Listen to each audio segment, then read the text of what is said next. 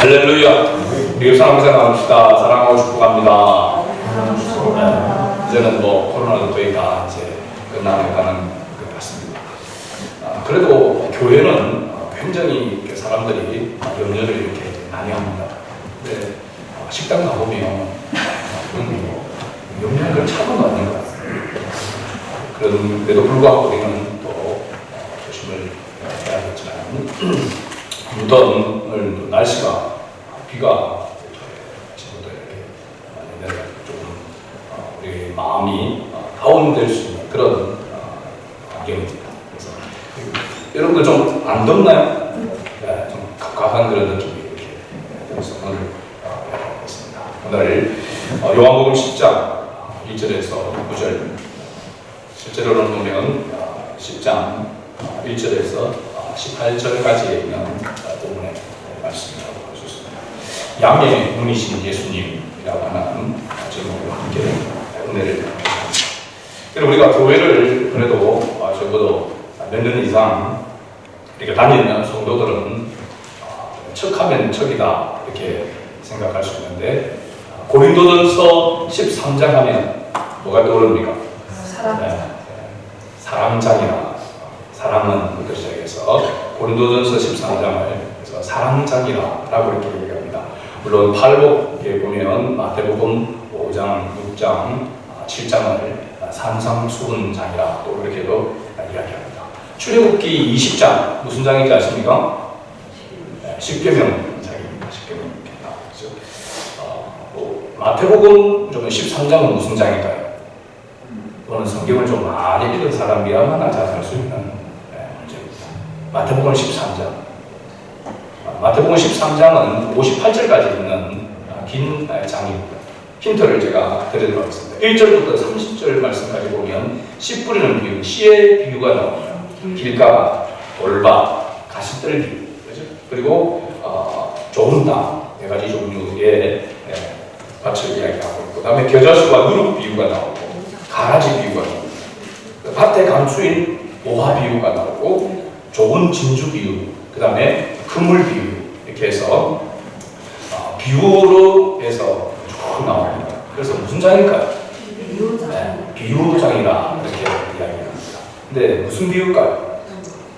천국 비유. 천국은 마치 밭에 감추인 모화 이런 거 있잖아요. 그죠? 천국에 관한 비유를 말씀하고 있는 장이 우리 마태복음 13장이라고 할 수 있습니다. 예수님께서 제자들이나 또 예수님을 따르는 그런 무리들 또 어떤 때는 서기관과 바리새인들과 논쟁하는 그런 가운데에서 예수님이 자주 말씀하는 가운데 비유를 들어서 말씀하셨습니다. 비유라면 우리가 쉽게 생각해서 예를 들어 설명을 하는 것이죠.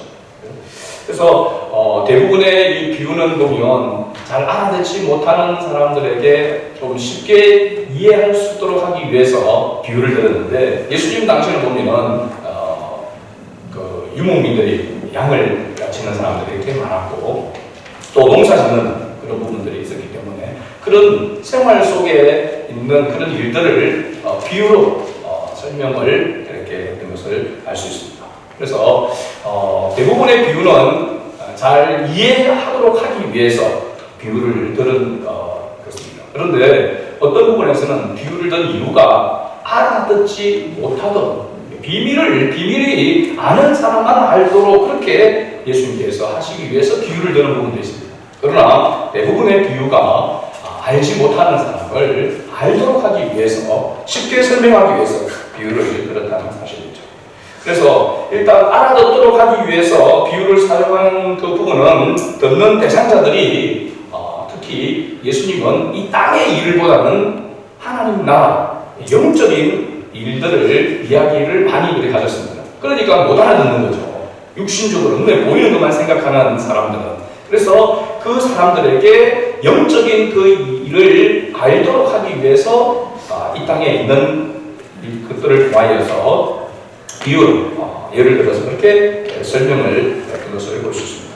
우리가 요한복음을 읽을 때 항상 염두해야 될 그런 부분이 있다고 했죠. 요한복음을 기록한 그 목적을 우리가 항상 염두에 둬야 된다고 말씀을 드렸습니다. 요한복음 20장 31절 말씀에 보면 요한복음을 기록한 목적이 나와 있고, 사실은 이 성경이 기록된 그런 목적과도 같다라고 이야기할 수 있습니다. 요한복음 20장 31절 말씀, 오직 이것을 기록하면 너희로 예수께서 하나님의 아들 그리스도이심을 믿게 하려 하며 또 너희로 믿고 그 이름을 힘입어 생명을 얻게 하려 함이라. 아멘.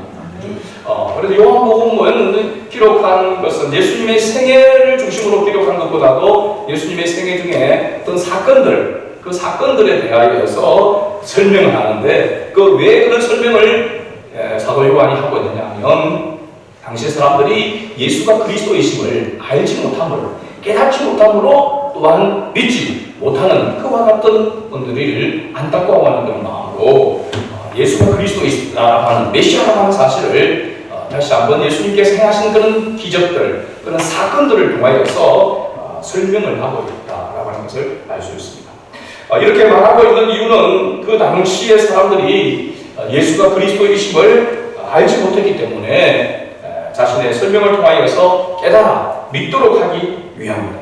그래서 오늘 본문도 보면 요한복음 우리가 10장 1절에서 10절로는 18절까지 말씀을 하고 있는데, 1절부터 6절까지를 보게 되면 양의 우리 비유를 하고 있습니다. 양을 가두어 두는, 저녁이 되면 양의 우리의 양을 들어 놓아서 그렇게 지키는 것을 말하죠. 그 다음에 7절에서 18절까지의 말씀을 보면 선한 목자 비유를 하고 있습니다. 그런데 이 두 부분이 따로 떨어져 있는 그런 내용이 아니고 연결되어 있다는 것을 알 수 있습니다. 우리가 읽었지만 10장 6절과 7절 말씀을 한번 읽어보겠습니다. 예수님께서 10장 1절에서 5절까지를 말씀하셨습니다. 그런데 6절을 같이 읽습니다. 예수께서 이 비유로 그들에게 말씀하셨으나 그들은 그가 하신 말씀이 무엇인지 알지 못합니다. 7절, 그러므로 예수께서 다시 이르시되 내가 진실로 진실로 너희에게 말하노니 나는 양의 문이라. 그렇죠? 1절부터 5절까지 예수님께서 말씀하셨으니까 양의 우리의 문, 또 문지기라, 양의 문이라 이렇게 이야기해도 잘 알아듣지를 못하는 것입니다. 그러니까 7절에 다시 말씀을 하셨습니다. 그죠? 내가 진실로 진실로 너희에게 말하노니 나는 양의 문이라 이렇게 말하고 있죠. 그러니까 1절부터 6절까지의 내용과 7절부터 나오는 내용이 동떨어진 내용이 아니고 연결된 내용이다라고 하는 것을 우리가 인식하고 보면 되겠습니다. 자, 그렇다면 이 본문을 이해하기 위해서 우리가 알아둬야 될 그런 것이 있습니다. 먼저는 1절과 2절에 보면 양을 가두어 두는 양우리가 나오고 이 우리의 문이 나옵니다. 그렇죠? 1절에 보면 내가 진실로 진실로 너희에게 이르노니 문을 통하여 양의 우리에 들어가지 아니하고 다른 데로 넘어가는 자는 적도며 강도요. 2절 문으로 들어가는 이는 양의 목자라. 그렇게 말씀하고 있습니다. 그러니까 문지기가 나오고 그 문지기를 양의 목자라라고 그렇게 말하고 있습니다. 이게 이제 우리가 생활 속에서 잘 볼 수 없는 그런 상황이라 사진을 한 장 이렇게 띄워드리도록 하겠습니다.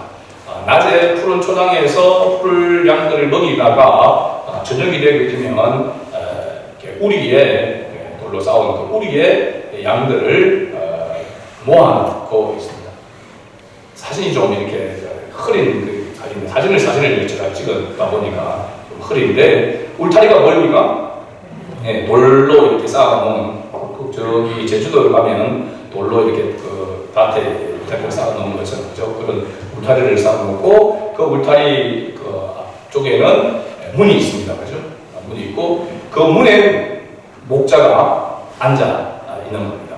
그래서 예수님이 바로 양 그 우리가 있고 양을 모아놓고 그 문지기 입구에 문을 지키는 문지기가 로스의 목자다라고 이렇게 이야기하고 있는 그런 내용입니다. 그죠? 지금 실제로도 이스라엘을 가면 이 유다 쪽에, 그러니까 예루살렘에서 이 브엘세바 남쪽 쪽으로 내려가면 사막 쪽에 보면 양을 치는 사람들을 이렇게 보게 됩니다. 근데 제가 갈 당시에 보면 산에 양이 있는데 자세히 보지 않으면 양을 구경하기가 어렵습니다. 왜냐하면 이 건기가 되어지면 하루아침에 파릇파릇하게 있던 그 풀이 그냥 순식간에 말라버리는 겁니다. 말라버린 그 풀을 양이 뜯고 있다 보니까 양의 색깔과 풀 색깔과 그 땅들이 이렇게 구분이 잘 안 된단 말이죠. 근데 자세히 보니까 양들이 있더라고요, 지금. 양들이 이렇게 있는데 그 양들을 지금도 치는 사람들을, 지금 이스라엘 사람들은 거의 다수가 이렇게 양 유목민 생활을 안 하고 소수의 사람들이 있습니다. 그들을 베두인이라 이렇게 이야기합니다. 베두인들이 지금도 양을 이렇게 치고 있는데, 성경에 나오는 그때나 지금이나 양을 치는 그 방법은 동일합니다.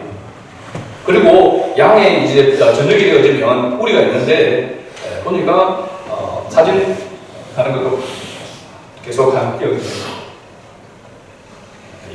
광야의 인간의 부분에 보면 이 계곡 쪽으로 내려오다 보면 그 우기가 됐을 때는 비가 한꺼번에 확 쏟아지게 됩니다. 그러면 계곡으로 이렇게 물이 불어나서 하다 보면 계곡 주변에 이렇게 움푹 들어가 있는 이렇게 굴처럼 이렇게 동굴처럼 이렇게 만들어지는 그런 것들을 흔히 볼 수 있습니다.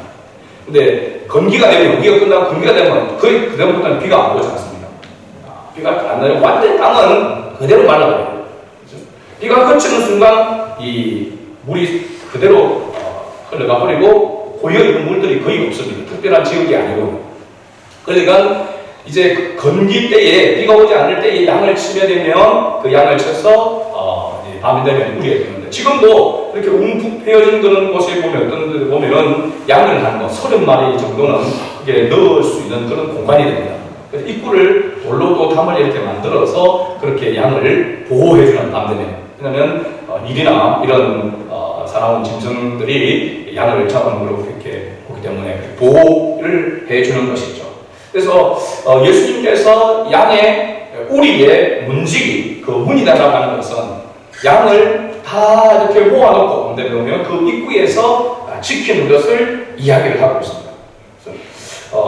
그래서 우리가 예수님이 양의 우리의 문지기, 양의 목자가 할 때에 바로 이와 같은 역할을 하고 있는 목자, 양을 치는 목자의 모습을 생각하고 어디에서 어떤 모습으로 있는지를 아까 우리가 문지기 이렇게 지키고 있는 그 문입구에서 목동이 지키고 있는 그 모습이 바로 예수님의 모습이다 라고 하는 것을 이야기하고 있는 것이죠. 그 다음에 두 번째 3절에서 5절 말씀을 보면 양과 목자의 소통관계에 대해서 말씀하고 있는 것을 봅니다. 10장 3절에서 5절까지 보면 같이 한번 들어보겠습니다.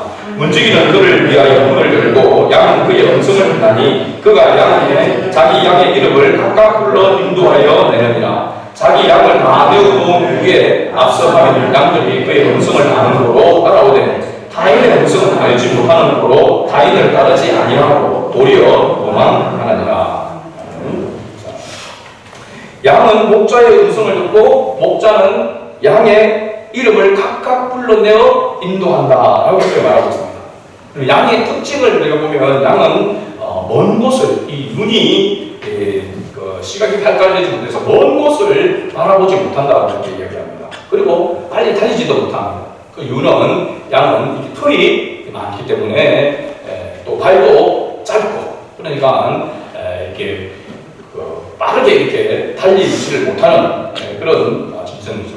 털이 많기 때문에 그렇습니다. 그래서 짐승들 가운데서 약한 것의 바로 상징이 바로 이 양이라고 하는 짐승입니다. 그런데 한 가지 발달된 것이 있다고 했죠. 듣는 것입니다. 청각은 굉장히 발달되어 있습니다. 그래서 자기 목자와 다른 목자의 음성을, 목소리를 구분한다는 것이죠. 4절과 5절에 바로 그 내용입니다. 그죠? 자기 양을 다 내어놓은 후에 앞서가면 양들이 그의 무엇을 듣고? 음성을 아는 거로 따라온다 하고 이렇게 말씀합니다. 타인의 음성은 알지 못하고, 그죠? 그리고 오히려 타인을 따르지 아니하는 건 아니라 도망하느니라 라고 이렇게 말하고 있습니다. 오랫동안 양과 목자가 함께 이렇게 생활하다 보면은 자기 목자의 음성을 잘하는지 알 수 있지 않나, 뭐 그렇게 우리가 생각할 수 있습니다. 그런데 이 양이 얼마나 그 철저하게 그걸 잘 알아듣는지, 또 그것을 잘 구분하는지에 대해서 새로 양을 구입해 봅니다. 그리고 사온다든지, 또 새로 목자가 주인이 될 수가 있습니다. 그죠? 주인이 바뀔 수도 있단 말이죠. 그럼에도 불구하고 양과 목자가 커뮤니케이션이 된다는 겁니다. 양이 목자의 음성을 듣는다는 것을 구분합니다. 근데 그게 그냥 되는 것이 아니고 훈련 과정이 있더라고요. 어떤 그 중동 문화 전문가 신학자가 있는데 이 부분을 어떻게 양들이 그렇게 목자의 음성을 잘 알아들었을까? 오래 생활을 했기 때문에 알아들었을까? 그럼 만약에 새 양이 이렇게 들어오게 될 때에 또 새 목자가 왔을 때도 따를 수 있는가? 궁금하다는 거죠. 그래서 실제적으로 이 유목민들과 함께 생활하면서 그가 그 부분을 체험한 것들을 책으로 낸 게 있더라고요. 일종의 리포터 같은 것이라고 할 수 있습니다.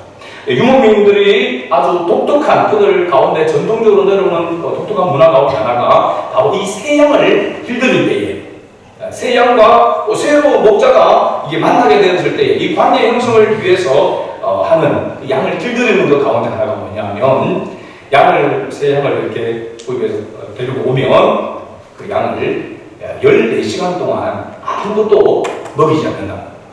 14시간. 여러분, 짐승들에게 14시간은 굉장히 긴 시간입니다. 우리 사람들도 14시간 정도 금식을 하면은 그때부터 이제 배에서 막 천둥을 치면서 상당히 이제 예민해지고 신경질이 되고 그렇게 되시죠. 14시간, 양이 14시간 금식을 양에게 시키면은 양이 그야말로 그냥 막 어쩔 줄을 모른다는 거예요. 이렇게 소리를 지르고 그리고 예민해가지고 막 신경질을 나가지고 이렇게 사람이 있으면 떠받고 그렇게 야단 급습을 한다는 거죠. 그러면서 양이 어떤 어디에 정신을 집중하고 있느냐면 그 목자한테 정신을 집중하고 있다는 겁니다. 시골에서 돼지를 이렇게 키우는 집집한 데는 소나 돼지를 다 키웠습니다. 시골에. 그러면 때가 되어지면 때가 좀 넘어가면 이 돼지 이렇게 주잖아요. 이거 주면은 이 돼지가 막 그 음식을 주는 주인을 왔다 갔다 이쪽으로 가면 이쪽으로 가고 이쪽으로 가면 하면서 막 야단도 없으니까 먹으려고 그와 같은 모습이 이 양에게 있다는 거죠. 그런데도 불구하고 아무리 배가 고파 소리를 지르고 막 떠받고 막 이렇게 하더라도 14시간 동안에는 아무것도 안 줍니다. 그리고 완전히 14시간 딱 세워지게 되어지면은 그때 되면 완전 최고조로 이 양이 주인에게 집중한다는 주인에게. 그럴 때에 주인이 말을 하면서 먹을 것을 준다는 거죠. 그러면 그야말로 폭풍 흡입을 한다. 이 과정을 한번 거치고 나면 그때부터 그 양은 그 목자의 음성을 구별한다는 거죠. 그렇게 해서 길을 들인다는 거예요. 그러면 이 양이 아주 층각이 발달되어 있기 때문에 한번 그 목자의 목소리를 기억하고 나면 다른 목소리를 따르지 않는다는 거죠. 이야기만 하고 부르면 희한하게 구별해서 따라간다는 것이죠. 이 부분이 우리가 교회 안에서 우리가 하나님과 우리 성도의 관계, 또 목회자와 성도의 관계 속에서도 어떻게 보면 적용되는 그런 부분입니다. 그래서 말씀을 잘 듣는 사람들은 어떻게 보면 말씀에 집중하는 사람들은 지금 상황이 어떤 상황이냐면 영적으로 보면 의에 줄이고 목마른 가운데 있는 것이죠. 말씀을 사모하고 내가 말씀을 들어야 되겠다. 그 말씀에 대한 사모함이 막 있으면 말씀이 처음부터 끝까지 말씀에 온전히 집중하게 되어지고 그 음성을 집중할 뿐만 아니라 말씀을 들으면서 구분한다는 것이죠. 하나님의 말씀을 깨닫는다는 것입니다. 그렇죠? 그런데 그렇지 아니하고 어떻고 불평하거나 그렇게 막 신경질을 내거나 오히려 뭐 이렇게 대적하거나 이런 상황은 뭐냐면 배가 부르는 거예요. 우리 보면은 배가 부른다라고 하는 것은 의에 줄이고 목마른 것이 아니라 육신의 배가 부른다는 것입니다. 자기 생각과 자기 의가 충분하기 때문에 하나님의 말씀을 들으려고 하지 않는다라고 하는 것이죠. 그러면 우리가 하나님의 말씀을 잘 듣고 또 목회자의 설교를 잘 듣고 깨닫기 위해서는 두 가지가 필요합니다. 하나는 뭐냐면 목회자가 잘 훈련을 시켜야 되는 것이죠. 그치? 목자가 새 양을 길들이듯이 훈련을 잘 시켜야 되는 것입니다. 그 다음에 하나는 뭐냐면 성도들은 어떤 모습이 되어야 됩니까? 배고픔이 있어야 되는 것이죠. 의에 줄이고 목마름이 있어야 되는 것입니다. 이 두 개가 함께 조화를 이룰 때에 그게 성령의 강력한 기름 부으심과 역사심이 일어나게 된다는 것이죠. 변화되어지고 새롭게 되어지는 그런 역사가 일어나게 된다는 겁니다. 그래서 여러분 우리가 하나님의 말씀을 여러분 목회자를 통해서 말씀을 내가 듣고 깨닫게 된다라고 하는 것은 굉장히 큰 복입니다. 제가 아주 투박하게 세련되지 못하게 이렇게 설교를 해도 한마디로 속된 말로 개떡같이 설교를 해도 찰떡같이 알아들을 수 있는 그런 성도가 복된 성도라고 하는 사실입니다. 그래서 목회자는 그렇게 잘 알아들을 수 있도록 또한 잘 음식을 장만하듯이 말씀을 또 잘 장만해야 되는 것이죠. 그렇죠? 그리고 여러분들은 그 말씀을 사모하는 마음이 기도하면서 또 목회자를 위해서 기도하면서 준비되어 있으면 하나님의 말씀이 여러분 완전히 특별한 음식을 먹을 때에 맛있어 막 감동을 하고 또 먹으러 와야지 그런 마음 또 다른 사람들하고 같이 먹으러 와야지 그러잖아요. 그죠? 최진사님 맞죠? 음식을 한번 이렇게 맛있는 거 먹으면 막 감동을 하게 되죠. 그래서 꼭 한 번 더 가족들과 같이 하든지 친구들과 동료들과 같이 가서 또 같이 먹게 되는 겁니다. 그게 바로 우리 성도의 모습이 되어야 된다는 것이죠. 말씀을 듣고 그런 맛을 느끼는 맛보는 그런 모습이 되어야 될 줄 믿습니다. 그래서 하나님의 말씀에 목마른 자가 되게 하시고 그렇죠? 의에 줄이고 목마른 자가 되게 하시고 또 목회자는 하나님의 말씀을 잘 요리를 해서 맛있게 성도들에게 또 먹일 수 있는 그런 목회자가 될 수 있도록 이를 위해서 우리가 기도해야 될 줄 믿습니다. 그래서 이 양이 목자의 음성을 듣고 목자는 그런 또 말씀을 요리를 해주려면 한 사람 한 사람 성도에 대한 관심을 가지고 한 사람 한 사람 성도를 위해서 늘 또 기도하는 그런 모습이 있어야 되겠죠. 그래서 기도를 이렇게 하면 아이들까지도 기도하고 남편들까지도 이렇게 해서 제가 기도를 이렇게 하는 이유는 바로 예수님이 우리 한 사람 우리로 되어 있지만은 그 가운데서 한 사람 한 사람의 이름을 각각 불러낸다는 사실입니다. 그리고 양을 키우는 사람들의 특징이 여러 마리가 있어도 양마다 이름을 부른답니다. 양마다 이름이 있다는 거죠. 이렇게 해서 부르면은 그 소리를 듣고 그 양만 고개를 들고 따라온다는 거예요. 그래서 모든 성도들이 하나님의 음성에 집중하게 되어지게 되고 또 하나님의 말씀을 전하는 자는 그 성도들을 또한 사랑으로 돌보는 그런 바로 공동체가 교회라고 하는 사실입니다. 그래서 우리가 목자의 음성을 비록 목회자를 통하여 하나님께서 말씀하고 있지만 그 말씀을 하나님의 말씀으로 듣고 깨달을 수 있는 그런 은혜가 있기를 주의 이름으로 축복합니다. 세 번째는 선한 목자와 싹군이 나옵니다.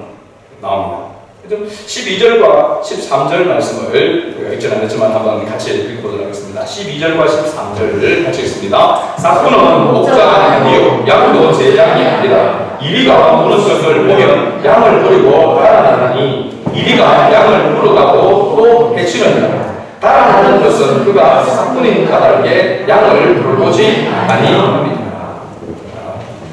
자, 그러니까 싹군 그러면은 굉장히 부정적인 그런 생각을 우리가 가지고 있습니다. 그런데 예수님은 자신을 뭐라고 했습니까? 선한 목자라고 이렇게 이야기를 하고 있죠. 선한 목자와 이 싹군은 분명히 차이가 있는 것을 보게 됩니다. 예수님 자신을 향하여서 선한 목자라고 하는 것은 그 선한 목자라고 하는 그 이유가 분명하게 있습니다. 11절에 보면 나는 선한 목자다. 선한 목자는 그 다음에 뭘 위하여? 양들을 위하여 뭘 버리마니? 목숨을 버리거니와 이렇게 말씀하고 있습니다. 싹군은 도망간다 했습니다. 자, 그렇다면 여기서 말하는 싹군은 누구를 대상으로 말하고 있는가? 여러분 요한복음 10장 앞에 뭐가 나올까요? 요한복음 10장 앞에 요한복음 9장이 나옵니다. 그죠? 요한복음 9장에 어떤 사건이 나왔습니까? 날 때부터 맹인된 사람이 나옵니다. 그것을 예수님께서 고치게 되어지죠. 요한복음 9장에 날 때부터 맹인된 사람을 예수님께서 치유하시면서 우리에게 또 그 당시 사람들에게 예수님께서 교훈하시고자 하는 그 메시지는 무엇이었습니까? 한마디로 이야기하면 영적인 눈을 떠나는 것이죠. 영적인 눈을 떠나라고 하는 것은 곧 무엇을 깨달으라는 겁니까? 예수가 메시아, 그리스도이심을 깨달으라고 하는 것이죠. 예수가 메시아가 그리스도이심을 깨닫게 되는 것이 영적인 눈을 뜨는 것이라는 사실입니다. 왜 그렇습니까? 예수 그리스도를 통해서 생명을 얻기 때문에, 구원을 얻을 수 있기 때문이죠. 그래서 이 영적인 눈을 뜨기 위해서는 재창조의 역사가 일어나야 된다는 거죠. 그래서 침을 뱉어서 진흙을 일깨워서 눈에 발라서 실로암 못에 가서 씻으라고 하는 그 퍼포먼스는 그러면 창조의 역사라고 했습니다. 그죠? 재창조의 역사. 누구만이, 메시아이신 그리스도만이 재창조의 역사를 일으킬 수 있는 분이다. 그래서 영적인 눈을 뜬다라고 하는 것은 곧 구원을 얻고 영원한 생명을 얻을 수 있는 것이다 라고 하는 그 교훈이 바로 요한복음 9장에 날 때부터 맹인된 사람을 통해서 예수님께서 나타내신 메시지입니다. 요한복음 10장 19절에서 21절 말씀을 보면은 지금 예수님께서 요한복음 9장과 이 10장이 또 동떨어진 그런 내용이 아님을 알 수가 있습니다. 우리 10장 19절에서 21절 말씀을 좀 빠르게 같이 읽어볼까요? 이 말씀으로 말미암아 유대인 중에 다시 전쟁이 일어나니 그 중에 많은 사람이 말하되 그가 귀신이 들려 미쳤거늘 어찌하여 그 말을 듣느냐 하며 어떤 사람은 말하되 이 말은 귀신 들린 자의 말이 아니라 귀신이 맹인의 눈을 뜨게 할 수 있느냐 하더라. 그러니까 맹인의 눈을 뜨게 한 그 사건의 지금 연장선이라고 보게 됩니다. 그리고 지금 예수님과 이렇게 이야기를 하고 있는 듣는 사람들은 결국 누구를 이야기하냐면 유대인들입니다. 유대인들. 그리고 유대인들 중에서도 바리새인들이라고 이야기할 수 있죠. 그러면 이 사건을 누굴 이야기하냐면 바리새인들, 유대인들을 대상으로 이야기하고 있다라고 이렇게 볼 수가 있는 것이죠. 자, 그러면 이 사건은 왜 이리가 오는 것을 보면 양을 버리고 탈환할까요? 사건은 왜 도망을 가느냐? 사건이 어떤 사람입니까? 사건은 도삭을 받고 일을 하는 사람입니다. 그죠? 삭을 받고 일하는 사람과 그렇지 않은 예수님은 선한 자라고 하는 게 분명한 차이점이 있다라고 하는 것을 이야기하고 있죠. 당시 유대인들은 옛날 우리가 시골에서 살을 때에 대부분이 돼지 한 마리 키우고 그리고 소도 한 마리 이렇게 대부분 키웁니다. 농사 일을 위해서 이렇게 했죠. 당시 유대인들도 그들 각 가정들마다 대부분이 뭘 키우냐면 양을 키웠습니다. 유목민 생활을 했기 때문에 양이 가난한 사람들은 대부분 한 10마리 이내 다른 농사 일도 이렇게 또 하기도 하고 그리고 이제 조금 사는 사람들은 30마리 이상 또 부자는 100마리 이상 그런 사람들은 100마리 이상 되는 이 부자들은 거부들은 자기 목자를 따로 둡니다. 그런데 뭐 10마리 내외 되는 이 집은 목자를 둘 수가 없어요. 다른 일도 해야 되기 때문에. 그래서 그 당시 마을마다 뭐냐면 공동 양구리가 있었어요.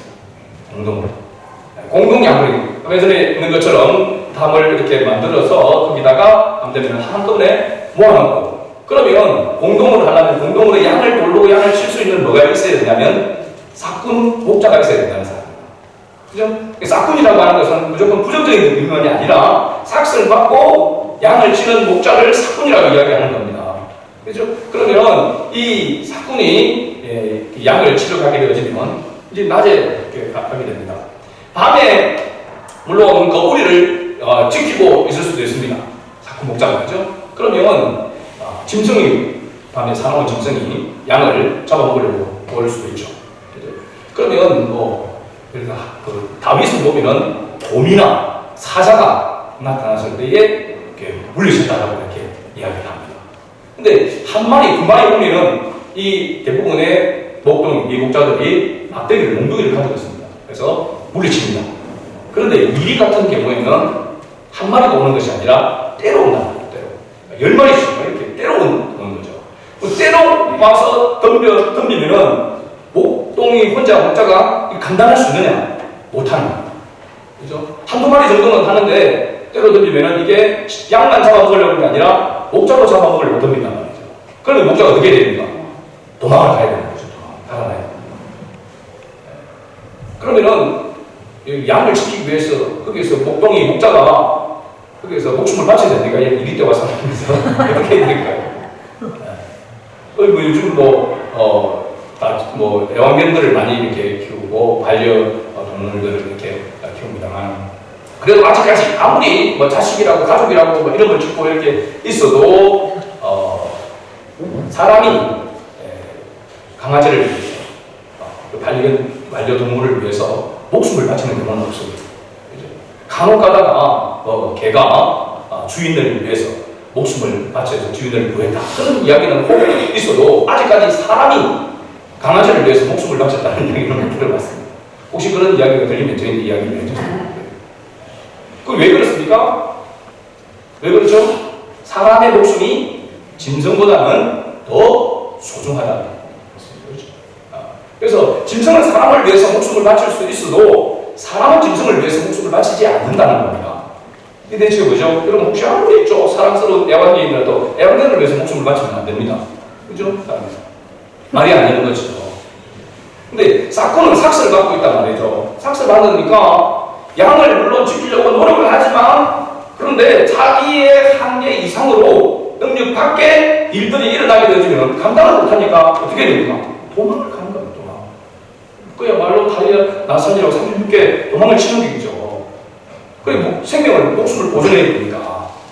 그런데 유대인 그 사회에서 그 당시에도 사건 목자가 이리때가 나타나서 여러 마리 이리때가 나타나서 짐승을 해치고 그리고 그 목자를 목숨을 위협하는 그 상황이 되어서 목자가 도망을 가면 양을 많이 잃어버리게 되잖아요. 그 잃을 때에 사건 목자가 변성을 해야 되잖아요. 그런데 이와 같은 경우는 변상을 하지 않는다는 거예요.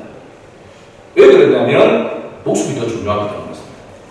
그건 자기 능력 바뀌니까 그렇게 하면 도망을 칠 수밖에 없다는 거예요. 그럼 이해가 되시죠? 그러니까 여기서 말하는 사건이라고 할 때 우리는 사건 목자, 사건 목사 이렇게 하면 굉장히 부정적인 그런 그 이미지인데 실제적으로 보면 사건은 삭스를 받는 사람이고 그 받는 만큼의 일을 하는 그 책임을 지는 그런 사람이 바로 사건이다라고 하는 것입니다. 그런데 예수님은 어떻다는 겁니까?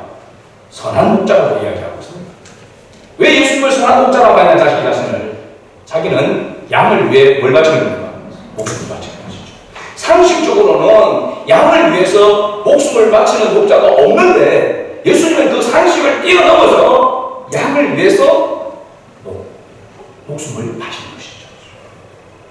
그래서 왜 예수님이 자신이 메시아라고 자신이 바로 양의 뿌리의 목자라고 그렇게 이야기하고 있고 선한 목자라고 그렇게 말씀을 하고 있느냐라고 그 이유를 보면 이건 상식을 뛰어넘는 거기 때문에 그렇습니다. 대부분의 사람들은 짐승을 위해서 사건 목자는 목숨을 버리지 않는데 이 예수님은 양을 위해서 목숨을 버린다. 이건 그렇잖아요. 예수님이 누구십니까? 하나님이시죠. 창조주이시죠. 창조주이신 그분이 무엇을 위해서? 피조물인 우리를 위해서 목숨을 버리셨다는 것입니다. 그래서 예수님은 나는 양을 위해서 목숨을 버린다. 사건은 목자는 양을 위해서 목숨을 버리지 않지만 버리는 사람이 없지만 나는 양을 위해서 목숨을 버리는 자니까 내가 선한 목자라고 이야기하는 이 선한 목자는 바로 내가 메시아. 이해가 됐습니까? 그래서 예수님이 왜 나는 선한 목자라고 이야기하고 있고 사건에 대해서 그렇게 이야기를 하고 있는가라고 이렇게 보게 되어지면 뭘 드러내기 위해서 이렇게 이야기하고 있습니까? 예수님이 바로 메시아이시고 구세주라고 하는 것을 깨닫도록 하기 위해서 이야기를 하고 있고 그래서 사도 요한은 이것을 나타내기 위해서 지금 이 장면 예수님의 이 가르치심을 대해서 다시 언급을 하고 있는 것입니다. 예수님이 이 땅에 오신 목적 요한복음 10장 10절에 잘 나타나 있습니다. 예수님이 이 땅에 오신 목적. 아주 중요한 그런 성경 구절이죠. 같이 읽어보겠습니다. 10장 10절. 도둑이 오는 것은 도둑질하고 죽이고 멸망시키려는 것뿐이요 내가 온 것은 양으로 생명을 얻게 하고 더 풍성히 얻게 하려는 것이라. 아멘. 예수님이 오신 것은 양으로 하여금 생명을 얻게 하고 더 풍성히 얻게 하려는 것이라. 이 목적을 위해서 예수님이 오셨다라고 이렇게 말씀하고 있는 것이죠. 예수 그리스도를 통하여서 구원과 영원한 생명을 얻고 인생의 참된 행복을 누릴 수 있다라고 하는 것을 말하고 있는 것입니다. 그러니까 양의 문으로 오고 양의 문이시고 양을 지키고 그 양을 위해서 생명을 바치는, 목숨을 바치는 이 목자가 참된 목자, 참된 메시아다라고 하는 것을 이야기합니다. 오늘 우리가 그래서 이 예수님을 우리가 믿는다라고 하는 것은 예수님이 우리를 위해서, 피조물인 우리를 위해서 창조주신 그분 자신을 바쳐서, 자기의 생명을 바쳐서 우리를 대속해 주시고 구원해 주셨기 때문에 우리가 받은 이 은혜가 보통 은혜가 아니라는 것입니다. 그렇죠? 상식적으로 우리가 납득할 수 있는 그런 은혜가 아니라고 하는 것이죠. 하나님만이 주실 수 있는 특별한 은혜라고 하는 사실. 특별한 이 은혜를 우리가 받았다고 하는 것이죠. 이 은혜를 받은 우리가 그분의 음성을 구별하지 못하고 그분의 음성을 듣지 아니하고 엉뚱한 것을 쫓아간다고 한다면 어찌 그 은혜를 받은 사람이라고 말할 수 있겠냐는 것입니다. 그래서 양과 선한 목자의 이 관계는 너무나도 중요한 관계라고 하는 것을 이야기하고 있는 것이죠. 자, 그 다음에 마지막으로 예수 그리스도를 따르는 사람은 어떻게 살아야 하는가라고 하는 것을 예수님께서 언급을 하고 있는 것이 바로 16절에 나오고 있습니다. 요한복음 10장 16절 같이 읽어봅니다.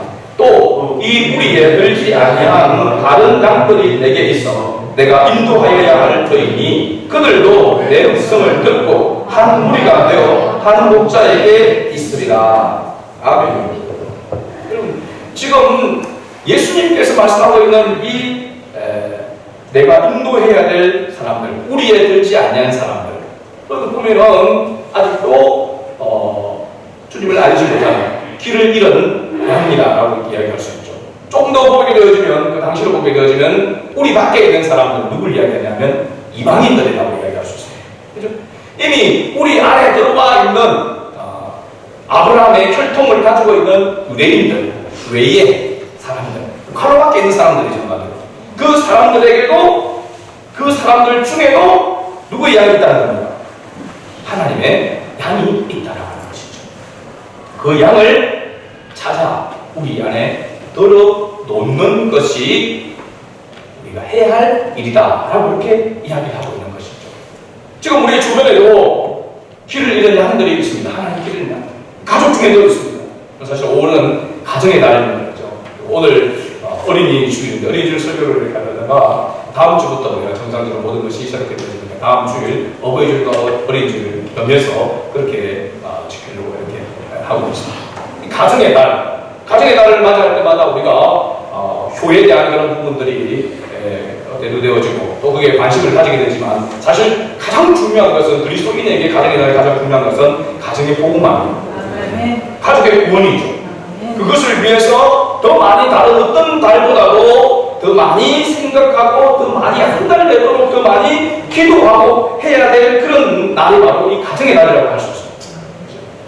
이것은 예수님께서 아직 길을 잃고 있는 양을 찾아야 되는 그리스도인에게 주신 사명과도 연결되어 있는 것이죠. 단순히 우리 한 사람 한 사람의 사명뿐만 아니라 교회 공동체에 소속된 모든 사람들의 사명이라고 이야기하고 있습니다. 교회가 이 땅에 세워지고 교회가 존재하는 이유가 바로 뭐냐면 하나님 나라 확장에 있는 것입니다. 그러기에 우리의 관심은 보통 어디에 있어야 되는가? 아직도 주님을 알지 못하고 하나님의 양이 하나님의 택한 백성임에도 불구하고 주님의 음성을 듣지 못하여 참된 목자를 만나지 못하여 방황하고 길을 잃고 헤매고 있는 그 영혼들을 향하여서 그 양들을 향하여서 우리가 찾아가서 주님의 음성을 들려줘야 하는 것입니다. 복음을 전해야 됩니다. 이것이 바로 우리에게 하나님께서 우리를 먼저 부르신 목적이고 또 우리에게 주신 사명의 줄로 있습니다. 오늘 우리가 예수 그리스도를 믿고 그의 제자가 된 이유도 바로 여기에 있는 것입니다. 예수님은 이 세상에서 사람들이 이해할 수 없는 그런 모습으로 오셔서 사람들이 이해할 수 없는 창조주신 그분이 피조물을 위해서 목숨을 버렸습니다. 그래서 오직 이 예수 그리스도 외에는 구원자가 없다고 이야기하고 있는 것이죠. 다른 길로 다른 울타리로 뛰어넘어 들어오는 것은 뭐라고 했습니까? 절도요 강도라고 했습니다. 예수 그리스도를 통하지 아니하고 선한 목자이신 예수 그리스도를 통하지 아니하고 다른 울타리로 뛰어넘어서 들어오는 사람들은 그것은 절도요 강도. 누굴 이야기하고 있습니까? 오늘날 자기가 구원자라고 이야기하고 있는 사람들을 이야기하고 있는 것입니다. 한마디로 얘기하면 문선명이 같은 거죠. 이만희, 김석기 이만희 같은 사람, 안상홍 죽었지만 정명석 이런 이단 사이비 이런 교주들이 다 뭐라고 이야기합니다. 절도요 강도라고 이야기하고 있습니다.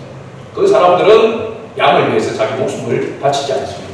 자기를 위해서 양들이 목숨을 바치기를 원하는 사람들이죠. 참된 목자가 아니라고 하는 사실이죠. 오늘 우리가 예수 그리스도가 참된 구세주이시며 선한 목자가 되신다라고 하는 사실을 우리가 분명하게 날마다 우리가 기억하고 생각하며 살아갈 수 있기를 원합니다. 하나님 아버지의 마음을 가지고 내 양을 먹이라고 또 내 양을 치라고 내 양을 먹이라고 베드로를 향하여서 예수님께서 말씀하셨던 그 말씀, 그 당부, 그 부탁이 오늘 저와 여러분을 향하여 오늘 주님의 몸된 교회를 향하여 여전히 주님이 말씀하고 계신 줄로 믿습니다. 내 양을 먹이라, 내 양을 치라, 내 양을 먹이라. 사랑하는 주님을 사랑하는 그 마음이 있다면 주님의 사랑을 입었다면 이 명령을 수행해야 된다라고 하는 것을 말씀해 주고 있습니다. 오늘 우리 성안의 가족들 모두가 이 사명을 한마음 한뜻으로 우리가 품고 주님의 이 명령을 수행하는 그 삶을 다시 한번 힘있게 살아가는 저와 여러분 될 수 있기를 주의 이름으로 축복합니다. 아멘.